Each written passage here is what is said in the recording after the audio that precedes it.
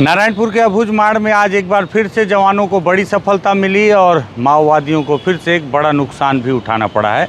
एक बार फिर से माओवादियों की बड़ी संख्या में उनके सदस्यों को जवानों ने घेराबंदी करके मुठभेड़ में मार गिराया है। हालांकि इसमें एक नुकसान जवानों को भी हुआ है। क्या है पूरी घटना, उस पर विस्तार से बातचीत करते हैं। नमस्कार, मैं विकास तिवारी हूँ, आप बस्तर टॉकीज़ देख रहे हैं। दरअसल इन दिनों लगातार फोर्स जो है, अलग अलग ज़िलों की फोर्स एक साथ मिलकर कॉम्बिंग ऑपरेशन लॉन्च कर रही है।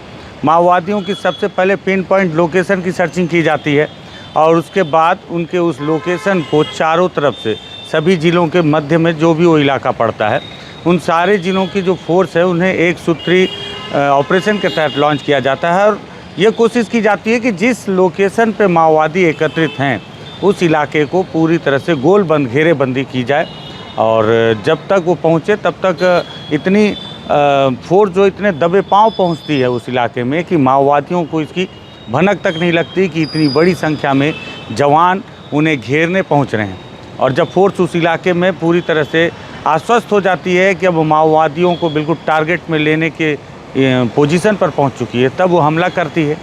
और यही वजह है कि जवान लगातार माओवादियों को बड़ा नुकसान पहुंचा रहे हैं। आज की भी घटना वैसे ही है।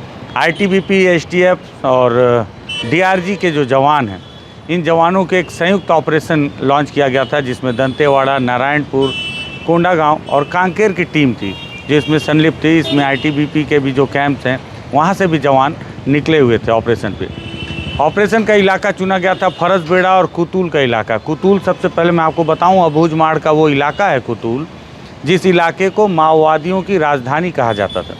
मैं भी जब एक बार कुतुल गया हुआ था और उस इलाके में मैं कुछ दिन घूमा भी था, तब मैंने देखा था कि माओवादी कितना निश्चिंत होकर उस इलाके में घूमते हैं। उन्हें इस बात का इल्म ही नहीं होता कि क्या फोर्स उतनी अंदर तक पहुँच पाएगी।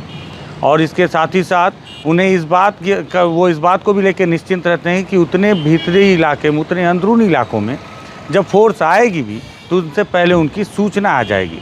लेकिन जो जवान हैं वो बीते कई मुठभेड़ों में मैं देख रहा हूँ कि माओवादियों के पिन पॉइंट लोकेशन को ही ना केवल ट्रैक कर रहे हैं, बल्कि उनके जो संतरी हैं, जो सूचना तंत्र हैं, उसे भी मात देते हुए बड़ी संख्या में जवान उनके पिन पॉइंट लोकेशन तक पहुँचते हैं।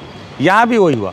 कुतुल के इलाके में माओवादियों के कंपनी नंबर, जो पीएलजे की कंपनी नंबर 1 है और मार डिवीज़न की जो टीम है, उनके एकत्रित होने की जानकारी थी और उस जानकारी के आधार पर फिर से उस इलाके को घेरा गया। और ये ऑपरेशन एक दिन का नहीं, 3 दिन से ऑपरेशन चल रहा था। जवान दबे पांव धीरे धीरे उस इलाके को घेरते चले जा रहे थे। सारे ज़िले से अलग अलग एक साथ निकले हुए थे और घेरते हुए नक्शे पर पहुँचे जहाँ इन्हें पहुँचना था। और पहुंचने के पहले अब आप सोचिए, कल एक घटना है, अगर आपने बस्तर टॉकीज़ में देखा होगा कि कल कैसे नारायणपुर के इसी कुतुल वाले इलाके में माओवादियों के द्वारा लगाए गए एक आईडी बम में विस्फोट हुआ और उसकी चपेट में 2 जवान आ गए थे आईटीबीपी के। वो घायल हो गए थे और फिर उन्हें, हालांकि बहुत ज़्यादा चोट नहीं आई थी, लेकिन उन्हें बेहतर उपचार के लिए अस्पताल तक पहुँचाया गया। ये जवान भी उसी ऑपरेशन का हिस्सा थे और माओवादी अपने उस सुरक्षित ठिकाने में फोर्स कभी अटैक न करे, इसी वजह से इस तरह के आईडी बम प्लांट करके रखे हुए थे जिसकी चपेट में वो जवान आया। लेकिन बाकी के जवानों ने हिम्मत नहीं हारी, अपने घायल साथी को अस्पताल पहुंचाने में मदद करते हुए आगे का ऑपरेशन उन्होंने जारी रखा और ऑपरेशन जारी रखते हुए वो उस जगह तक पहुंच गए जिस इलाके में माओवादियों के एकत्रित होने की पुख्ता जानकारी थी। हुआ क्या, जैसे ही माओवादियों को भनक लगी कि जवान उन पर अटैक करने वाले हैं, लेकिन तब तक देर हो चुकी थी। मोर्चा लेते उससे पहले ही जब जवान उन्हें पूरी तरह अपने घेरे में ले चुके थे। माओवादियों ने भी पलटवार किया जिसमें एसटीएफ के 3 जवानों को गोली लगी। उनके साथियों ने मौके पर ही उनकी इलाज करने की व्यवस्था की और उन्हें वहां से सुरक्षित निकालने की भी कोशिश की। और मुठभेड़ इस दौरान चारों तरफ जारी रहा, रुक रुक कर फायरिंग होती रही। माओवादी भागते रहे, जवान उनका पीछा करते रहे। जंगलों में लुका छिपी का खेल मौत से, ज़िंदगी से चलता रहा, माओवादियों का भी, जवानों का भी। इस बीच जो 3 जवान थे घायल जवान, उन्हें बाहर निकालने में तो उनके जो साथी जवान हैं वो सफल हुए, लेकिन उसमें एक जवान शहीद हो चुके थे जिनका नाम नीलेश इक्का बताया जा रहा है, जसपुर के निवासी हैं। साथ ही साथ 2 जवान जो कोंडागांव और धमतरी ज़िले के निवासी हैं, उन्हें बेहतर उपचार के लिए रायपुर रिफ़र कर दिया गया है। वहीं दूसरी ओर जंगल के अंदर मुठभेड़ लगातार जारी रही जिसमें अब तक 8 माओवादियों को मार गिराया गया है और साथ ही साथ मौके से एक इंसास राइफल, 2 303 राइफल और बड़ी मात्रा में 315 बोर की राइफलें बरामद की गई हैं। दैनिक उपयोगी सामान बरामद किया गया है। बस्तर आईजी ने इस पर विधिवत जानकारी देते हुए बताया कि अभी चूंकि फोर्स अभी तक वापस नहीं लौटी, अभी भी घटनास्थल पर है, आसपास के इलाकों को सर्चिंग कर रही है, क्योंकि जितनी देर मुठभेड़ चली है उस आधार पर यह जानकारी लग रही है। जवानों ने भी दावा किया है कि उन्होंने खुद देखा है कि बहुत सारे माओवादियों को गोली लगी, उनके साथी उन्हें अपने साथ ले जाने में सफल हुए और भी कुछ माओवादी हैं जो मारे गए। ऐसे में इस बात की उम्मीद होती है कि कई बार घायल माओवादियों को आसपास के इलाके में गहन सर्चिंग करने पर गिरफ्तार करने में भी सफलता मिलती है। इसी उम्मीद से बाकी के जवान वहां घटनास्थल पर अभी भी मौजूद हैं और अगर कोई माओवादी मारा गया होगा तो उसकी डेड बॉडी को भी रिकवर करने की कोशिश में लगे हुए हैं। तो जब तक वो बाहर नहीं आ जाते, उनकी पूरी सूचना देने से उनके सुरक्षा में चूक हो सकती है। कई बार माओवादी पलटवार भी करते हैं। जब फोर्स वापस लौटती है उस दौरान भी उनके ऊपर कई दफ़े अटैक किया जाता है। इससे भी जवानों को कई बार नुकसान हो चुका है। इन सारी चीज़ों को मद्देनज़र रखते हुए पुलिस के आला अधिकारी बस्तर आईजी सुंदरराज पी ने बहुत शॉर्ट जानकारी में ये बताया कि 3 महिला माओवादी मारे गए 8 में से। हालांकि अभी तक उन्होंने बताया कि शिनाख्ती किसी की नहीं हो पाई है, क्योंकि फर्स्ट प्रायोरिटी जो पहली प्राथमिकता है वो ये है कि जवानों को सुरक्षित वापस ठिकाने तक पहुंचाया जाए, हेडक्वार्टर तक पहुंचाया जाए। उसके बाद फिर सारे मारे गए माओवादियों की शिनाख्त होगी, क्या सफलता मिली, कितनी बड़ी सफलता मिली, कितने लाख के इनामी थे, इस पर बातचीत होगी। सबसे पहला उद्देश्य है कि जवान वापस मोर्चे तक पहुंच जाएं, कैंप तक पहुंच जाएं, जहां से इस ऑपरेशन के लिए जवानों को रवाना किया गया था वहां तक पहुंच जाएं। उसके बाद आगे की कार्रवाई की जाएगी। फिलहाल बस्तर आईजी ने क्या कहा वो भी आप सुन लीजिए। सर, आपको बड़ी सफलता मिली है, क्या ऑपरेशन था, कितने दिनों का ऑपरेशन था और कैसे ऑपरेशन किया गया? आज दिनांक 15 जून को जिला नारायणपुर के अबुजमार क्षेत्र अंतर्गत कोकामेटा थाना इलाका में प्रतिबंधित एवं गैरकानूनी CPM माओवादी संगठन की मार्ग डिवीजन के कैडर्स, साथ में संभवतः PLG कंपनी नंबर 1 के कैडर्स, इस प्रकार माओवादी कैडर्स की उपस्थिति का आसूचना का आधार पर संयुक्त बल जिसमें DRG टीम जिला नारायणपुर, जिला दंतेवाड़ा, जिला कांकेर का है और साथ साथ STF का टीम थे और BSF और ITBP का संयुक्त बल अभियान के लिए रवाना किए गए थे। आज सुबह 15 जून को प्रातः 7 बजे से लगातार अनेक बार सुरक्षा बल या माओवादियों के बीच में मुठभेड़ हुई। जिस जगह में STF टीम के साथ मुठभेड़ हुई उस इलाके का सर्चिंग के दौरान 8 माओवादियों का डेड बॉडी रिकवर किए गए थे। उसमें संभवतः 3 महिला माओवादी भी है। ये प्राथमिक जानकारी है। जैसा जैसा शिनाख्ती हो जाएगा और स्पष्ट उनका आइडेंटिटी एस्टैब्लिश हो जाएगा। और उस मुठभेड़ में हमारा 3 STF जवान घायल हुआ। नीतीश एक्का, कैलाश नेताम, लेखराम नेताम, 3 STF जवान घायल हुआ। जो घायल सभी जवान को प्राथमिक उपचार उधर ही किए गए थे, लेकिन उसमें अनफॉर्चुनेटली एक हमारे STF के जो घायल जवान नीतीश एक्का उनका शहादत हो गई। बाकी 2 घायल जवान अभी एयरलिफ्ट की जाकर रायपुर में इलाज के लिए भर्ती की गई। दोनों की स्थिति अभी खतरे से बाहर और बेहतर उनका ट्रीटमेंट की जा रही है।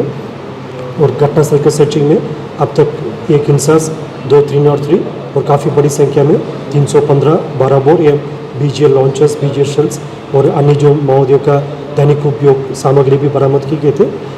अभी भी लगातार इलाका में सर्चिंग जारी है और जैसा सर्चिंग पूर्ण होने के पश्चात और विस्तार से हम जानकारी उपलब्ध कराई जाएगा। उल्लेखनीय है कि वर्ष 2024 में अब तक बस्तर संभाग अंतर्गत विगत 5-6 महीने में हुई विभिन्न मुठभेड़ में कुल 131 माओवादियों का डेड बॉडी रिकवर किए गए थे। इसमें सर्वाधिक जिला बीजापुर में 51 माओवादियों का डेड बॉडी, जिला कांकेर का 24 माओवादियों का डेड बॉडी और जिला नारायणपुर का अभी तक 28 माओवादियों का डेड बॉडी रिकवर किए गए थे। जैसा अभी भी अन्य इलाका में भी लगातार अभियान जारी है। जो जिस मुठभेड़ के बारे में हम बात कर रहे थे उसका जैसा अभियान कंप्लीट होने के पश्चात जो माओवादियों का जो डेड बॉडी की शिनाख्ती और अन्य जो डिटेल्स हम विस्तार से प्रस्तुत करेगा। अभी दोनों घायल जवान की स्थिति रायपुर में बेहतर बताया जा रहा है और उनकी इलाज जारी है। सर, मारे गए माओवादी बड़े कैडर के हैं? संभवतः जो अबुजमार क्षेत्र अंतर्गत जो मार्ग डिवीजन जो कमेटी सक्रिय रहते हैं, साथ साथ PLG कंपनी नंबर 1 भी सक्रिय रहते हैं। इस इलाके में जो सीनियर माओवादी कैडर का भी अक्सर उपस्थिति मिल जाते। सभी माओवादी वर्दीधारी है और जैसा इंसास राइफल और 303 राइफल मिलने का निश्चित रूप से कोई ना कोई बड़ी लेवल या मिडिल लेवल कैडर का होने का पूर्ण संभावना है। और भी अनेक माओवादी कैडर के इस मुठभेड़ में घायल होने का भी संभावना है। उसी को ध्यान में रखकर आसपास इलाके में अभी भी रीइंफोर्समेंट टीम्स के माध्यम से सर्चिंग जारी है। सर अभी भी ये बताया जा रहा है 3 दिन लगभग ऑपरेशन चला, तो काफ़ी लंबा ऑपरेशन है। क्योंकि जैसे जिस इलाके में अभी अभियान जारी है, मुठभेड़ हुई है, जो मार्च क्षेत्र का है, काफ़ी कठिन भौगोलिक परिस्थिति और अन्य जो जैसे चैलेंजिंग सिचुएशन रहते हैं उस इलाके में, इसलिए बहुत ज़्यादा हम, क्योंकि अभी भी अभियान जारी है, इसलिए बहुत जानकारी हम खुलासा नहीं कर पाएगा, लेकिन जितना हम फैक्ट्स प्रस्तुत कर सकते हैं उसका हम खुलासा किया है। और जैसा अभियान पूर्ण होने के बाद और डिटेल हम जानकारी प्रस्तुत करेंगे।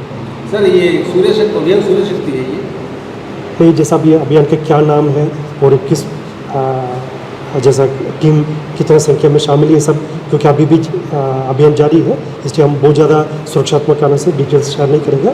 जैसा अभियान संपूर्ण होने के बाद जिला नारायणपुर में प्रेस कॉन्फ्रेंस लिया जाएगा, उसमें संपूर्ण डिटेल शेयर की जाएगी। शहीद जवान वो कहाँ था? शहीद जवान नीतीश का मूलतः जिला जसपुर का रहने वाला है और अन्य 2 घायल जवान हैं, कैलाश नेताम जिला कोंडागांव का है और लेकराम नेताम जिला धमतरी का है। तो सुना आपने किस तरह से बस्तर आई जी ने कहा कि संभावित 3 महिला माओवादी भी हैं और यह भी कयास लगाए जा रहे हैं कि बड़े स्तर के माओवादी कैडर वहां पर हो सकते हैं। हालांकि एक और जानकारी मिल रही है कि, लेकिन इस बात की मैं पुष्टि नहीं करता, सिर्फ लोगों के मुंह से, जो हमारे भी कुछ जानकार हैं उनके मुंह से मैंने सुना, बातचीत में जो जानकारी मिली कि जिस इलाके में मुठभेड़ हुई है उस इलाके में सुखलाल, जो कि मार डिवीज़न के डॉक्टर हैं, उनकी भी उपस्थिति थी। और कई लोग यह भी कयास लगा रहे हैं कि इसके पहले रेखावया में और उसके पहले भी एक मुठभेड़ में बच चुके मार डिवीज़न के जो डॉक्टर हैं सुखलाल, शायद इस मुठभेड़ में उनकी भी मौत की सूचना आ रही है। इसके साथ भी और भी कई माओवादियों की, लेकिन जब तक शिनाख्ती नहीं हो जाती तब तक किसी भी बात पर पुख्ता नहीं माना जा सकता। उसके लिए कल नारायणपुर में बाकी की खबर के लिए हमें और इंतज़ार करना होगा। मुझे लगा प्राथमिक तौर पर इस पूरे मुठभेड़ की जानकारी आपको बताऊं। कल हम नारायणपुर में देखेंगे कि आखिर उस मुठभेड़ में क्या क्या सामान मिला और कौन कौन वो माओवादी हैं जो मारे गए, उनका क्या प्रोफाइल है, कितना इनाम था, इस सब पर भी बातचीत करेंगे। कोशिश करेंगे इस घटना की भी हम ग्राउंड रिपोर्ट करेंगे। आखिर वो कौन सा इलाका था जहाँ जवानों ने माओवादियों को घेरा तो, लेकिन माओवादियों ने भी हमारे 3 जवान को घायल कर दिया और जवानों ने उसके बावजूद 8 माओवादियों को मार गिराने में सफलता हासिल की। हर मुद्दे पर बातचीत करेंगे और अगर आपको लगे कि इस मुद्दे पर बातचीत होती रहनी चाहिए, ये जानकारियाँ आती रहनी चाहिए, तो इस वीडियो को आप भी शेयर कीजिएगा, बस्तर टॉकीज़ को सब्सक्राइब कीजिएगा। धन्यवाद।